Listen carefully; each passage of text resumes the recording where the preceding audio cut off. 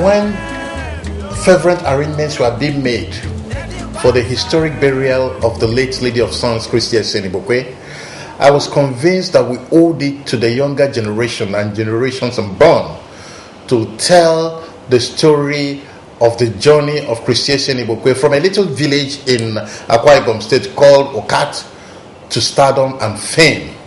And so I set out and crisscrossed the country with a video crew led by the incomparable Rasak Izebe.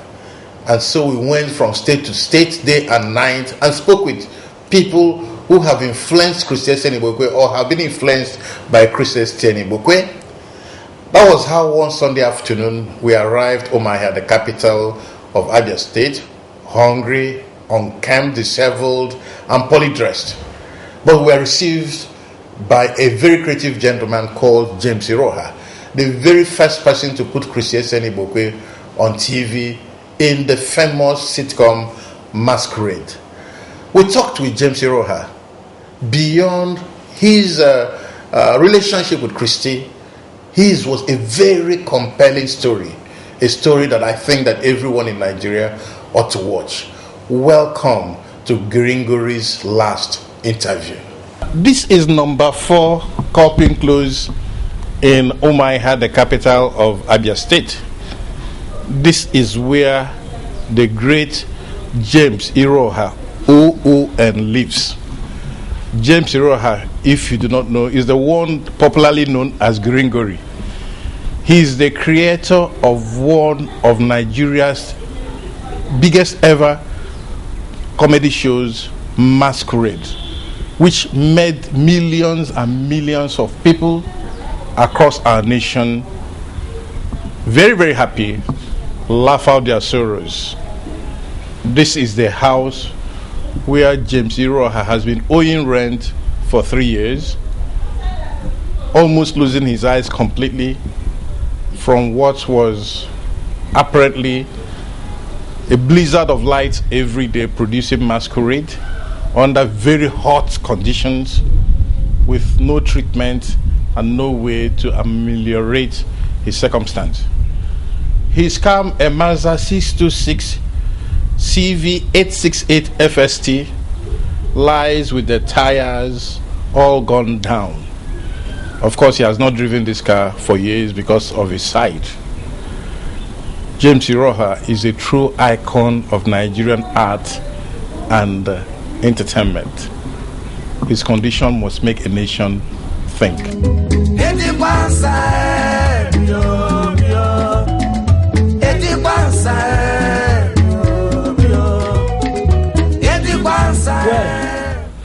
I can't see.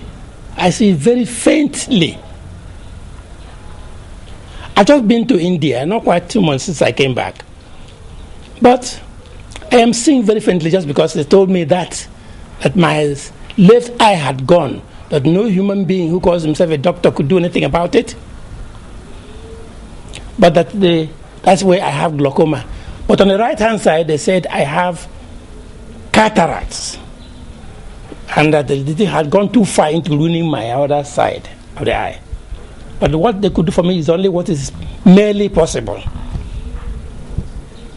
So they gave me a surgery on the right-hand side. They removed the cataracts and they planted in a lens, which is going to be there for the rest of my life.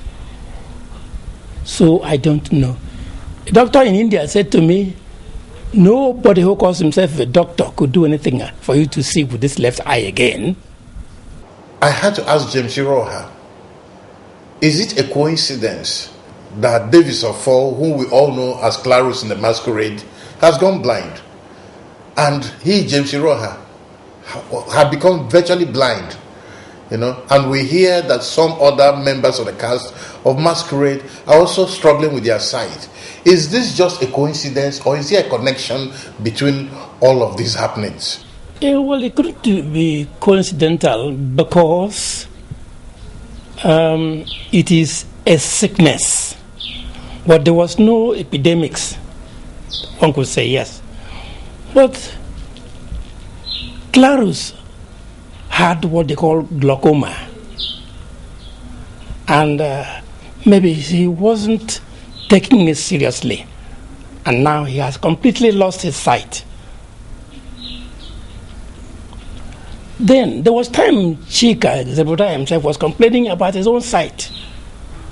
I'm sure he's doing something about it, so I think he's not too bad now. Ovleria too was complaining about her sight. She, about 27 times in 1 second, she drops eye drops into her eyes before we could continue recording or acting. So a lot of, and I have got my own now. I don't know whether it is being shared among masquerade performers. For instance, we had no air conditioners, at least to chill the atmosphere in the studios.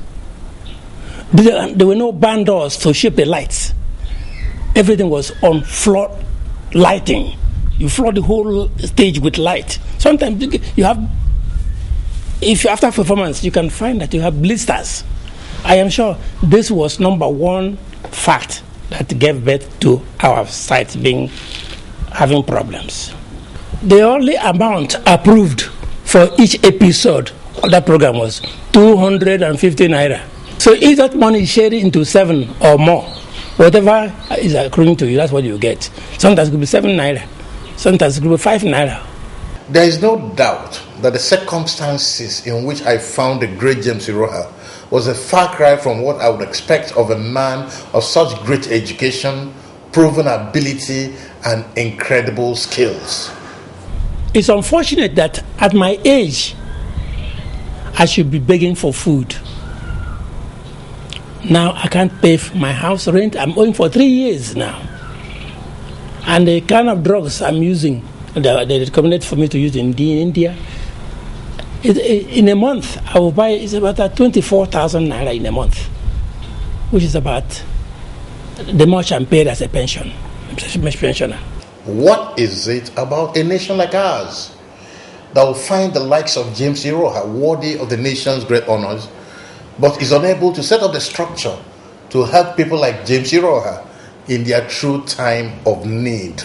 Now I'm suffering alone and nobody cares.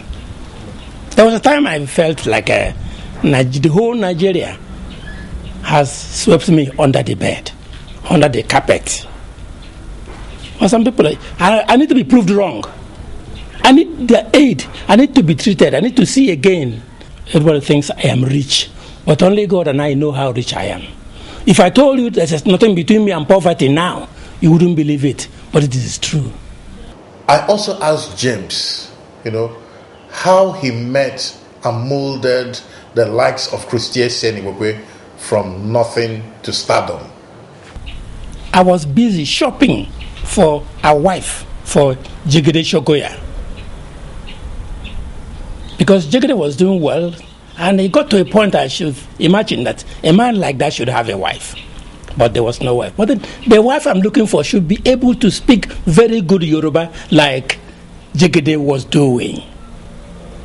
So I was thinking, he led me into serious cogitations. I was driving out of the station where we were working at NTH 6 Aba. I was just driving out of the station during break when I came to the gate, and a lady flagged me down, and that was Christie Asian. There was no Igbokwe in her name that time. When she flagged me down, I just stopped, and she was busy paying for the banana she bought from a lady who was hawking banana. And the way she haggled over the little balance left with the money she gave the woman, she did all the gimmicks I was looking for. She was haggling like a typical lady, a typical Yoruba woman. And I became interested. I came out of the car and watched her. She said, sorry, I'm coming. Don't worry, I'm coming. I said, enjoy it. I'm going to give you again. I said, no, madam, go ahead, don't worry. Until she ran back into me and entered the car. And as I was driving, I asked, madam, are you really from Yoruba land? He said, no, where do you come from? I said, I'm from Eket. Eket? He said, yes. Okay, but you must have lived in Lagos because he was speaking this Yoruba very proficiently. He said, yes, I lived in Lagos and I was able to speak Yoruba very well. And I said, but what about acting? Do you like acting? Have you ever acted before? And she said, yes, so I've been acting in the school, I acted. But if you can give me a chance, I want to bring you into masquerade so you can become Jigide's wife. Can that man marry me? He will kill me. No, I said, no, don't worry, I'll let him not kill you. Listen, I used to think about strange names which nobody answers. Like Giringory. You could have Gregory. It's not the same thing as Giringory. Clarus, nobody ever answered that. Even Chief Zebudaya. I don't think anybody could come here and say, why did you name him Zebudaya? That is my name. No. Is this the end of the incredible talent and creative journey of James Iroha? Or does he have a lot more to share with the Nigerian nation and people beyond? I can still write. My creativity is still there. And in fact, I've written another show now. I've written another program which I call The Black Side of White. I want to see if I could, by my own creativity, help Nigeria to rebrand our people. What kills me now most is boredom. Sitting down at a place for days without moving out. Because I can't walk out. Except somebody holds me. Despite the tremendous pain and disappointment that James Iroha had to deal with, he did not lose his tremendous sense of humor or his talent at rib-cracking jokes that made people laugh and laugh and laugh. 99% of the people in the whole world are fools. And that 1% left is in a great danger of contagion. But I wasn't always free of foolishness as I am this afternoon. I was once young, which was foolish. I fell in love, which was foolish. And for a while, I became poor, which was more foolish than all the other foolish things put together. Then my wife died, which was foolish of her. I grew older, which was sensible of me. And for a while, I became rich, which was more sensible as it is rare. Now that you know I'm a man of sense, you must be wondering why you are getting married again. Well, for that, there are two reasons. In the first place, I like my house to be run with comfort, economy, and honor. And that's a woman's job, because no woman can ever run a house well if she's merely being paid for it.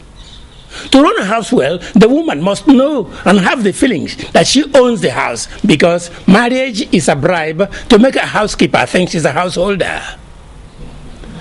And the second reason, ladies and gentlemen, I can see you've already guessed it out. You see, there is nothing like mixing with women to bring out all the foolishness in a man of sense.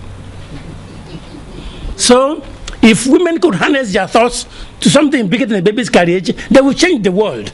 But let them not change the world. They could start by changing their husbands' homes. I just turned 60, and let's side by side with the second half of my million. So if I should lose my head a little, I think I'll have enough money to buy it back. So like you, all other fools, think it over. The compelling story of James Iroha tells me that the Nigerian nation can do better. Thank you very much for watching.